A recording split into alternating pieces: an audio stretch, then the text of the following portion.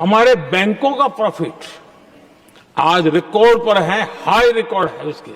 ये अपने आप में देश की अर्थव्यवस्था को ताकत देने के लिए बैंकिंग व्यवस्था मजबूत होती है तो बाकी अर्थव्यवस्था को भी मजबूती मिलती है। बैंकों में आम आदमी का पैसा जमा है मान्यवर, किसान का, मजदूर का, कर्मचारी का लाखों करोड़ रुपए जमा रहता है। वो पैसा आप गरीब आदमी को नहीं देते, उनके रोजगार के लिए नहीं देते, एमएसएमई सेक्टर के लिए नहीं देते। वो पैसा उठा के आप अपने चंद पूंजीपति मित्रों को दे देते हैं। जिन मित्रों से आप पीछे से चंदा लेते हैं और धंधा देते हैं, उन मित्रों को आप पैसा दे देते हैं। लेकिन आपके राज में, मोदी जी के राज में 9,000 करोड़ रुपए लेके विजय माल्या भाग गया, 20,000 करोड़ रुपए के लेके नीरव मोदी, मेहुल चौकसी भाग गया, 6,000 करोड़ रुपए लेके नितिन संदेशरा भाग गया, 2,500 करोड़ रुपए लेके ललित मोदी भाग गया। ये बड़े बड़े जो हजारों करोड़ रुपए के लुटेरे थे, हिंदुस्तान से भगाया किसने इनको? आपने भगाया। ये गुनाह आपने किया। इसलिए आपको देश की अर्थव्यवस्था को ठीक करने का आपकी मंशा नहीं है। आपकी जो 56 छुरी वाली सरकार थी, उन्होंने तो इन लोगों को भगाने का काम किया, इन लोगों को निकालने का काम किया, सेफ पैसेज देने का काम किया। देश की जनता लूटी गई, बैंकों को आपने खाली करने का काम किया। और ऑथेंटिकेट करते हुए मैं आपको बताऊंगा मान्यवर, ये आपका लोकसभा में दिया गया सरकार का उत्तर है, मेरे घर पे नहीं बना। इसमें आप लोगों ने साफ तौर पे बताया है कि आपने करीब करीब 70% कर्जा 5,44,000 करोड़ में से मात्र 1,60,000 करोड़ रुपए आपने कर्जा वसूला और बाकी सब का सब आपने माफ कर दिया।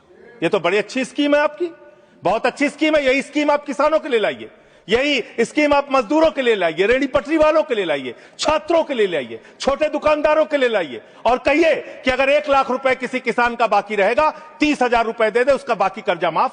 कहिए कि अगर 1 करोड़ रुपए किसी दुकानदार का, छोटे व्यापारी का माफ रहेगा, बकाया रहेगा, उससे 30 लाख रुपए लेके 70 लाख रुपए माफ। क्योंकि यही काम तो किया है आपने। आंकड़े पढ़ रहा हूं मान्यवर, ध्यान से पूरे देश को सुनना चाहिए क्या है आपकी असलियत। आपने भूषण स्टील का 54,000 करोड़ रुपए कर्जा बकाया था, 42,000 करोड़ रुपए आपने वसूला, 23% आपने माफ किया।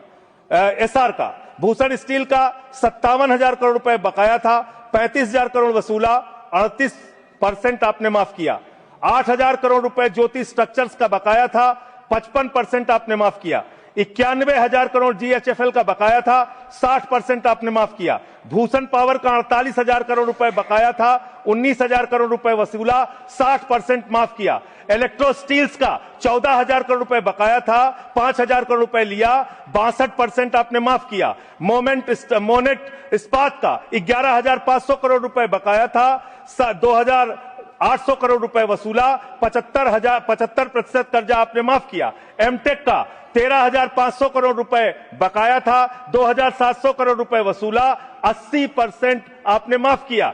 आलोक इंडस्ट्रीज का 30,000 करोड़ रुपए बकाया था, 5,000 करोड़ रुपए वसूला, 83% आपने माफ किया। लैंको इंफ्रा का 47,000 करोड़ रुपए बकाया था, 5,300 करोड़ रुपए आपने वसूला, 88% कर्जा आपने माफ किया। वीडियोकॉन का 46,000 करोड़ रुपए बकाया था, 2,900 करोड़ रुपए वसूला, 94% कर्जा आपने माफ किया। एबीसी शिपयार्ड का 22,000 करोड़ रुपए बकाया था, 12,000 करोड़ रुपए वसूला, 95% आपने माफ किया। आपने श्रीवास्तव इंडस्ट्रीज का 4,800 करोड़ रुपए बकाया था, 320 करोड़ रुपए आपने वसूला, 95% कर्जा आपने माफ किया।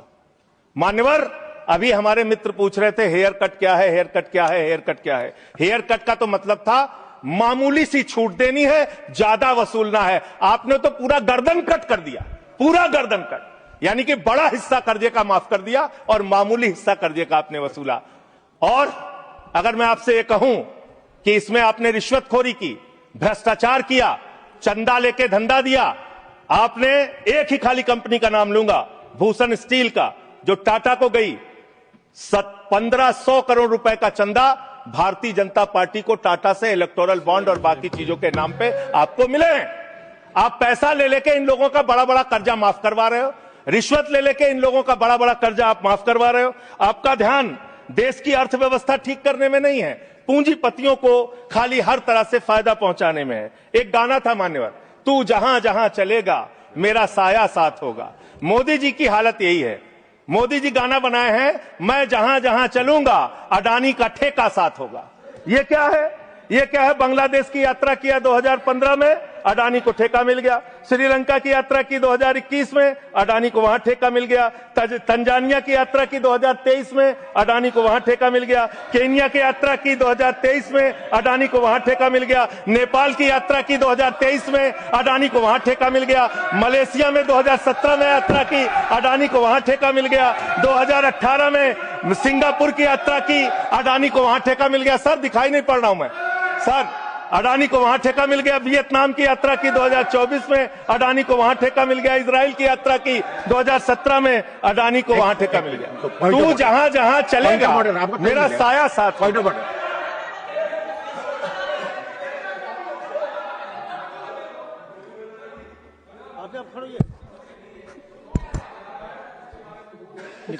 भी रिलेवेंट नहीं है। ये जो इरेलीवेंट जो इन्होंने उसको भाषण से निकाला जाए सर, एक्सपंज किया जाए। कोई मत। दूसरी बात सर, इतना झूठ आंकड़ा दे रहे हैं, उसका कोई तथ्य दूर दूर तक नहीं है। रिकॉर्ड में चेक करेंगे, हम रिकॉर्ड चेक कर लेंगे। हाँ बोले। अडानी का नाम सुनते ही इन लोगों को 440 वोल्ट का करंट क्यों लग जाता है? मुझे तो समझ में नहीं आता। जैसे अडानी का नाम लो, पूरी की पूरी भाजपा खड़ी हो जाती है। 440 वोल्ट का करंट लग जाता है। यही विषय है कि देश को बर्बाद किया है तुमने, कर्जा दे दे के अपने दोस्तों को भगाया है। अब बिल पे आपका ध्यान बड़े बड़े पूंजीपतियों से। मान्यवर मेरा समय जा रहा है मान्यवर मेरा समय जा रहा है, मुझे बोलने दीजिए। मान्यवर आपका दिमाग, हम चेक कर लेंगे। आपका दिमाग बड़े बकायेदारों से कर्ज वसूलने में नहीं है। अगर होता तो ये हजारों करोड़ के जो बकायेदार इनके पासपोर्ट जब्त करो ना। संजय सिंह के तो पासपोर्ट आपने जब्त किए हैं, एक एक सांसद के पासपोर्ट आपने जब्त किए हैं। इन डकैतों के पासपोर्ट क्यों नहीं जब्त किया आपने? इन डकैतों के पासपोर्ट क्यों नहीं जब्त किया आपने? नहीं जब्त किए। आपका दिमाग क्या है? यूट्यूबर पकड़ना है, न्यूज वाले को पकड़ना है, 4 PM संजय शर्मा का बंद करना है, राजीव निगम का फेसबुक बंद करना है, मुकेश मोहन पे मुकदमा करना है। खाली आपको अपने विरोधियों का गला घोटने के अलावा दिन रात कोई काम नहीं है। खाली आपको अपने चंद पूंजीपतियों को फायदा पहुंचाना है। देश की जनता भाड़ में जाए, कोई मतलब नहीं आपको। नोटबंदी करके आपने देश की अर्थव्यवस्था को बर्बाद किया। आपने एक अपने पूंजीपति दोस्त को हिंदुस्तान की सारी संपत्ति देके देश को बर्बाद किया। आप सिर्फ देश को लूटने वाले लोग हो। आप देश को लूटने का और भ्रष्टाचार करने का और उनसे चंदा लेकर धंधा देने का काम कर रहे हैं। मान्यवर, इस बिल का मैं पूरी तरीके से विरोध करता हूं। अंतिम बात कहकर खत्म करूंगा। मान्यवर एनसीएलटी की बड़ी चर्चा हुई। एनसीएलटी में मान्यवर 30, बस खत्म कर रहा हूं। सबको आपने ज्यादा टाइम दिया, मुझे भी एक आध मिनट दे दीजिए सर। एनसीएलटी में 30,000 केस पेंडिंग है सर, और 270 दिनों में एनसीएलटी को केस का निराकरण करना होता है। एनसीएलटी तो भ्रष्टाचार का गढ़ बन गया है। उनके पास ऊपर से फोन जाता है नेताओं का, इसका इतना माफ कर दो, उसका उतना माफ कर दो। ये अंतिम वाक्य चीफ जस्टिस का मैं बोल के अपनी बात खत्म करूंगा। 48,000 करोड़ रुपए अनिल अंबानी का बकाया था, 430 करोड़ रुपए में सेटलमेंट हो गया। तो सूर्यकांत जी चीफ जस्टिस जी ने कहा, उन्होंने कहा that the insolvency process had become mockery. ये भारत के मुख्य न्यायाधीश का बयान है इंसॉल्वेंसी के बारे में, जिस तरीके से आप लूटखोरी कर रहे हैं। बहुत बहुत धन्यवाद।